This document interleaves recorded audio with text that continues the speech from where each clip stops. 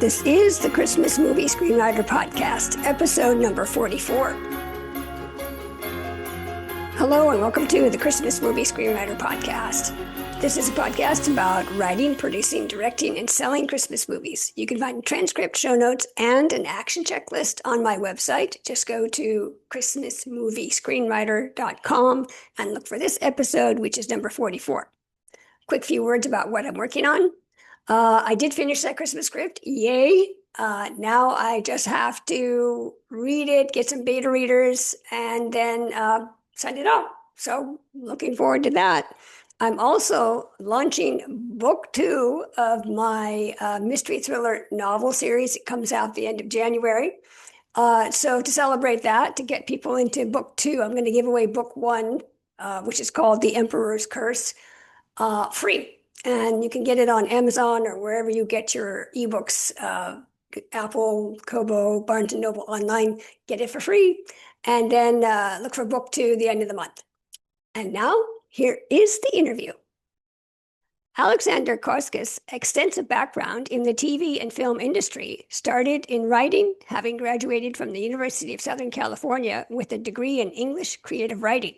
His first job in the entertainment business was as a freelance reader for MGM United Artists, and since then, Alex is a successful independent executive producer.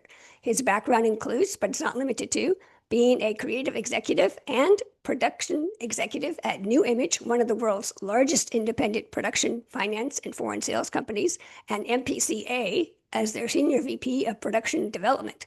Entrepreneur at heart, Alex created various prosperous companies over the years. In 2014, Alex founded Storybox Entertainment, an international sales, production, and development company. Storybox was the exclusive sales agent for all of Hallmark Channel, Crown Media-owned content since 2015, and was sold to the Hallmark Channel after over 65 films since its inception.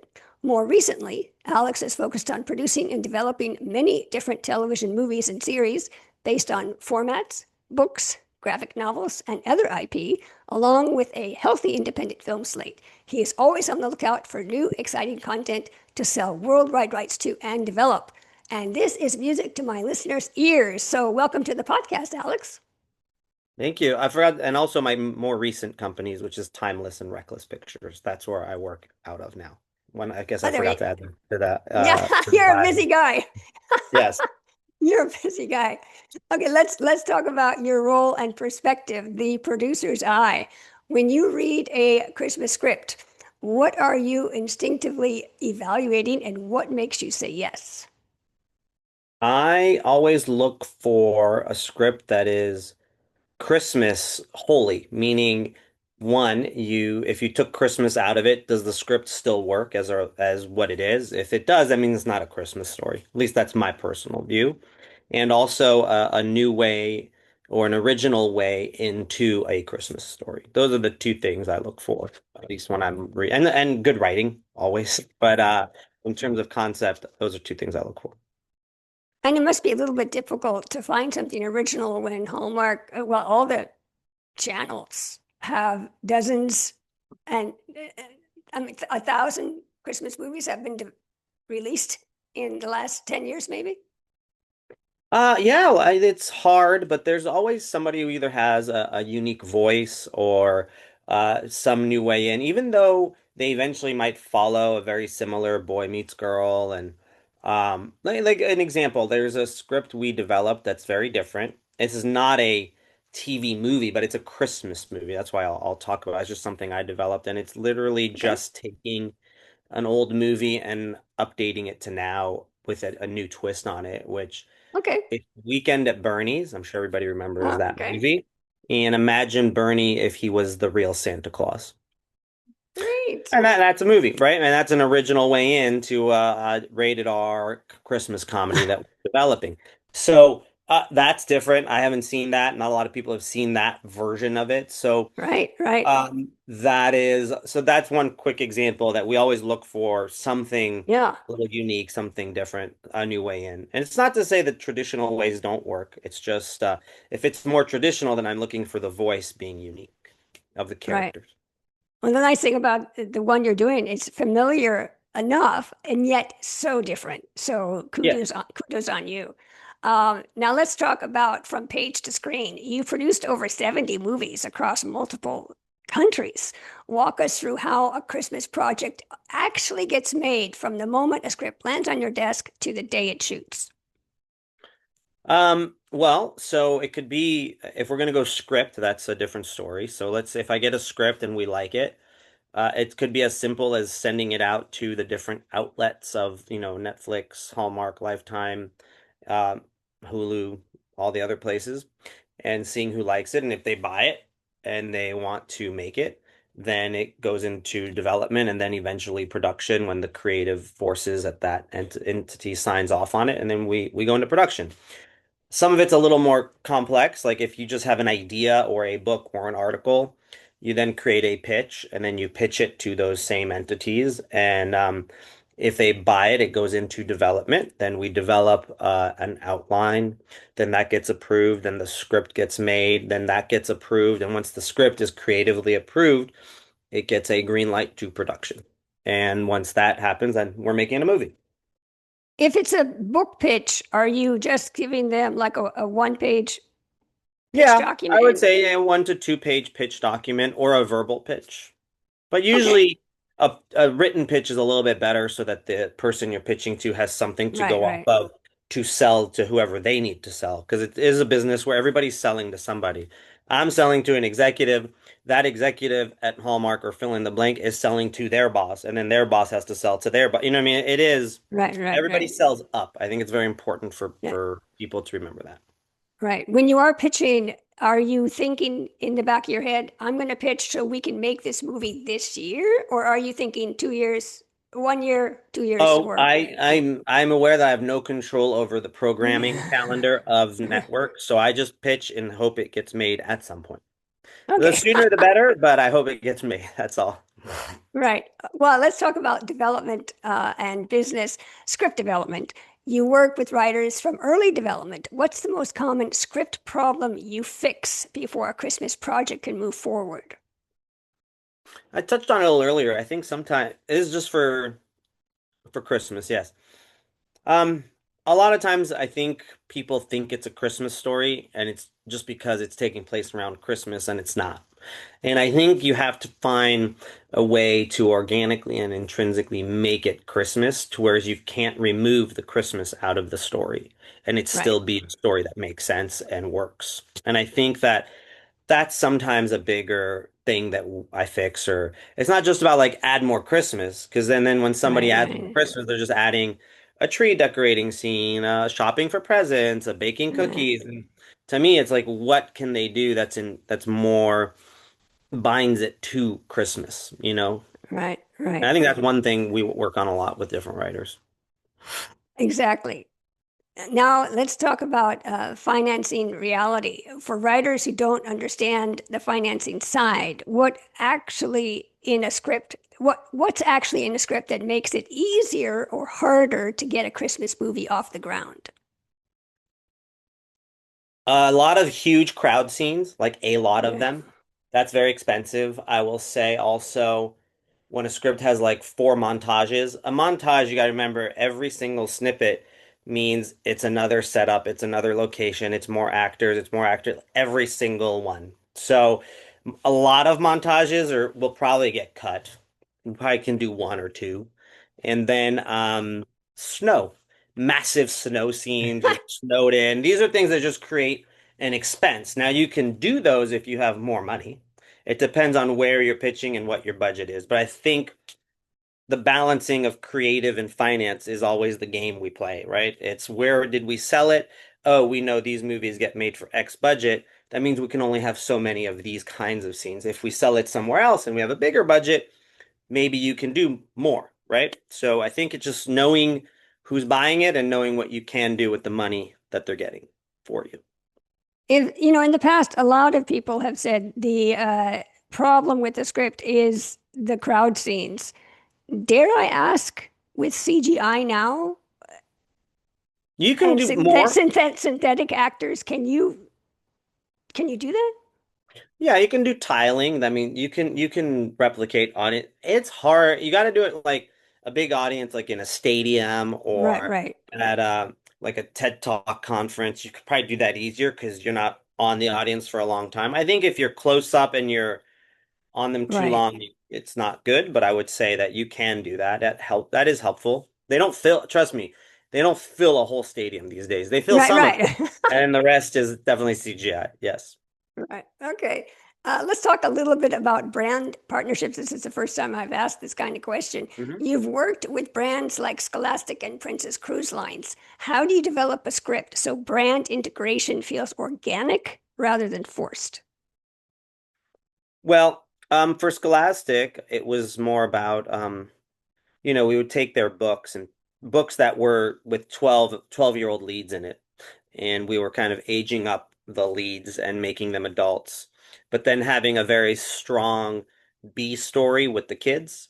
And I think that's what we talked about with Scholastic and the brand to maintain brand honesty, that it is there at least is a meaningful kid story in the book for that was a Right. Scholastic book. So that was what we did with Scholastic. It wasn't like a Scholastic brand in the story. It was more like that was more based off their books. For Princess, it was a cruise story that we had developed, and it was on a cruise ship, and so that was more natural because we needed a Right. cruise ship Right. anyway. It was whatever, and then it's all about no one can die on the cruise, no one can go overboard, following the rules of the brand. No, there is no relationships with employees and Right. cruisers. You cannot show that on screen. Like, so there's a Right. lot of Right. you just Right. follow the rules to protect their brand. I don't think that feels like we're doing anything that's brand specific. It's just following their rules, and I think that worked without anybody thinking, oh, they're just doing everything for Princess. No, we just kind of it's still organic to the story. That you could make like a Princess White Lotus, have a I don't know if Princess would want that. well, not maybe not that level, but just like, hey, we shoot Yeah. here, we travel here, we travel Uh-huh. there, and Yeah. and I bet their corporate office would love that, have Yeah. that PR. Now let's talk about the creative producer's lens. Global productions. You've produced in multiple countries, and are there story elements in Christmas films that work universally or ones that just don't travel? There are some elements in general that don't travel, but for Christmas, I think we do usually want to lean in. If we're going to another country and there are specific Christmas traditions or holiday traditions in that country, we do want to showcase those. That might be different than North American traditions. Um, we were looking at filming in Colombia, a Christmas story, and there's this big, I think this big light parade or boat parade. I don't remember because it's been a while, but we wanted to lean into that because that was very specific to that country. And I think it just, I think it wasn't my movie, but Hallmark wanted to do, and they did a big Christmas movie in France that showcased all the Christmas markets because they have so many big Right, Christmas right. markets. So they focused on that. So I think it's about really focusing on what's unique to that country when we go for the holidays. But what's universal, I would say, it's all about, caring. It's still all about family. That's always a universal theme, I think, in a Right. Christmas movie, family. So I think that'll never go away. But I think we lean into the uniqueness of each country's traditions. How does the Christmas movies that are like in Montana or the Cowboy Christmas, how do those sell overseas? Oh well, I think overseas they like animals. So I think if you have like horses and this, I think that helps sell your movie. I will say that they do well. As long as Okay. I think they do well, yes. And the American Cowboy, that's sort of a unique to American culture that is interesting overseas. It is because it turns into more of like a fantasy, because Yeah. it's Oh, a thing yes. that Yes. not accessible and wasn't part of anybody's history there. So Right. it's really like entertainment for them because it's a fantasy, the cowboy on the horse and the cowboy hats and the outfit and just yeah, it's different.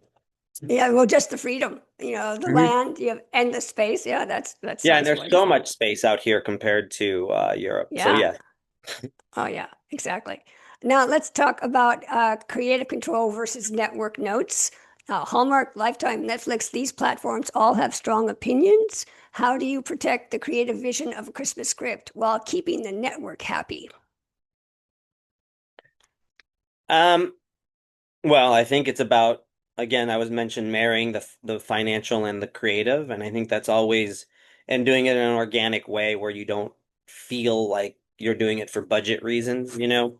An example, if somebody's speaking to a large room of people, instead of them speaking to a large room of people, maybe a podcast called them in to be interviewed on a thing. You know what I mean? Like my point is like that's an Yeah, organic way, and I know it is cheaper because a podcast is just like three yeah. people in the room and a microphone.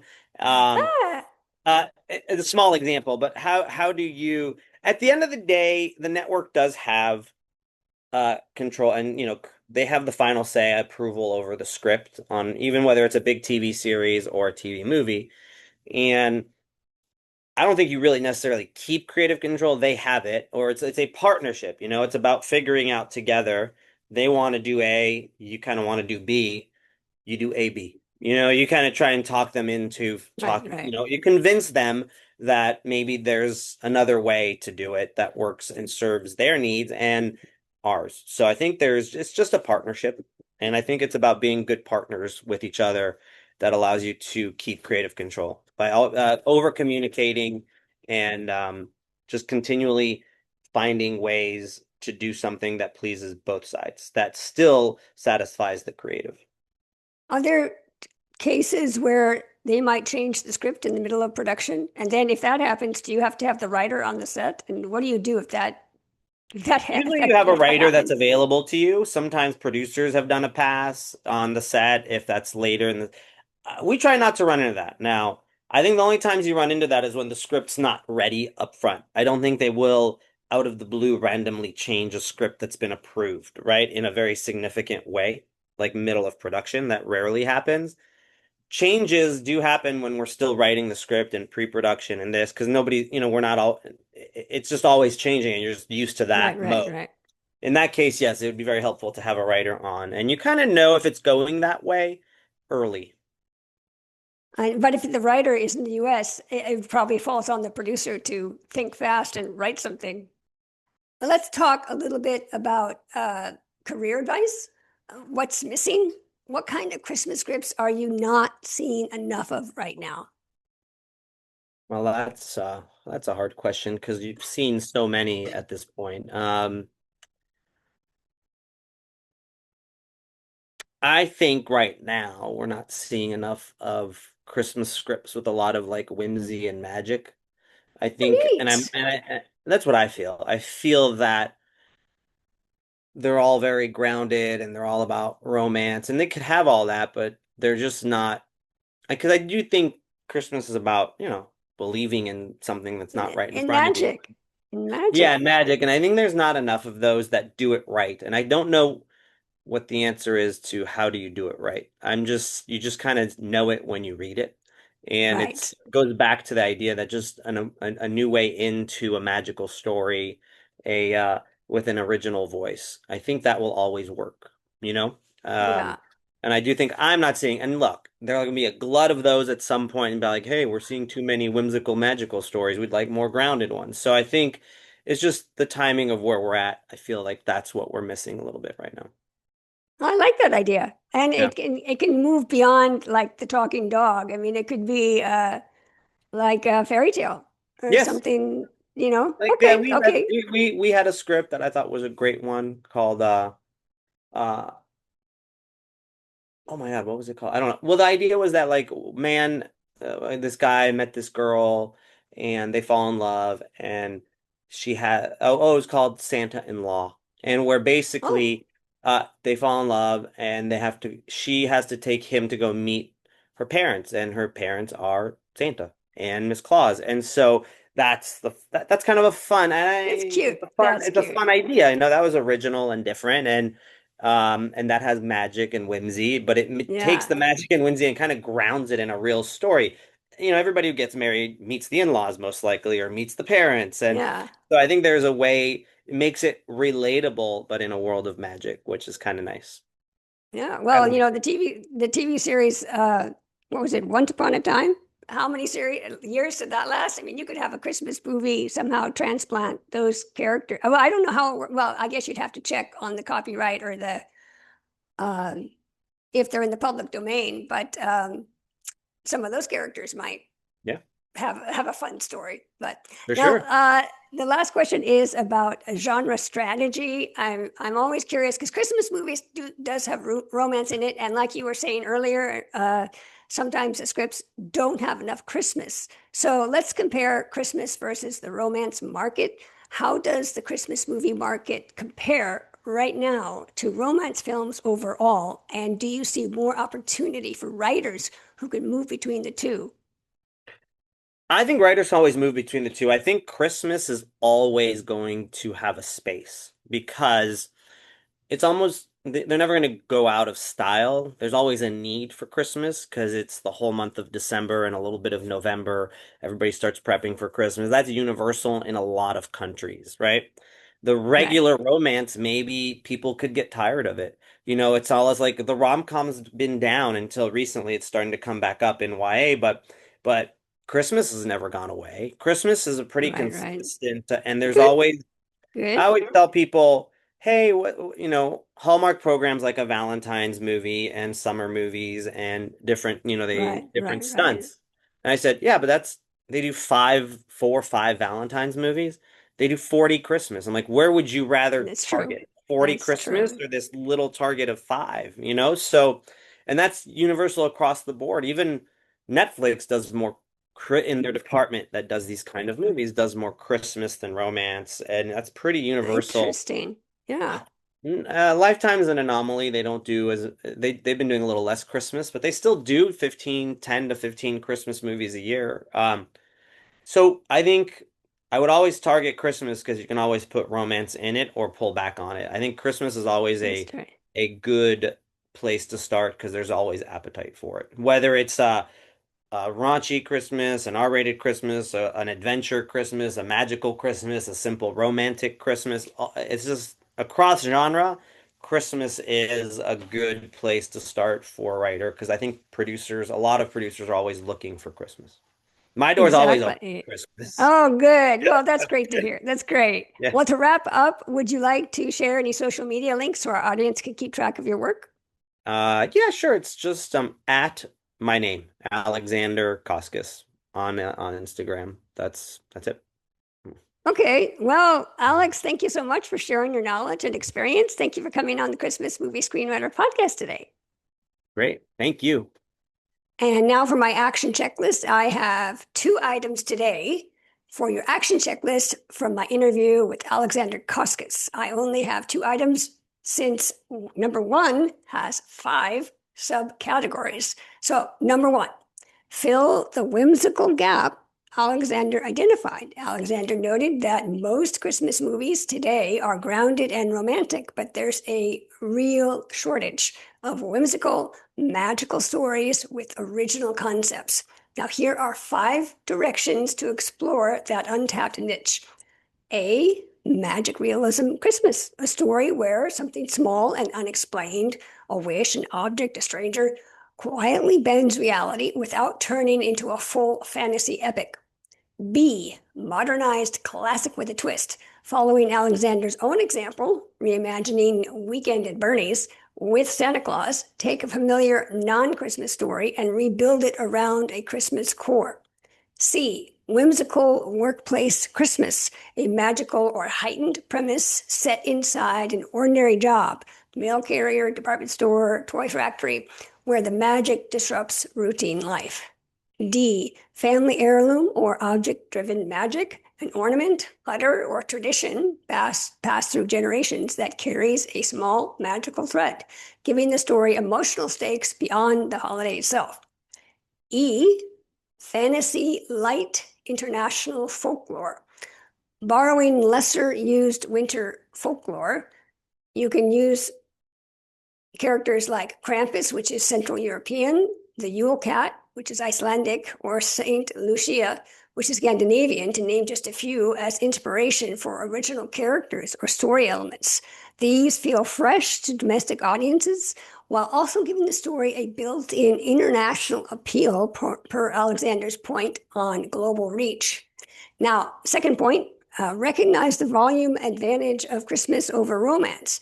Alexandre pointed out that networks typically produce just a handful of seasonal romance movies per year, for example, Valentine's Day, Easter, etc., but churn out a much larger volume of Christmas movies, giving writers more production slots and more chances to get made. Well, that's the show. Thank you for listening. And to show your support, please give us a 5-star rating on Apple or wherever you get your podcasts. And you can fuel more great content by buying me a hot cocoa on Buy Me a Coffee. Just look for the page Christmas Movie and explore other inspiring podcasts and blogs on our website at christmasmoviescreenwriter.com. I'm your host, Caryn McCann.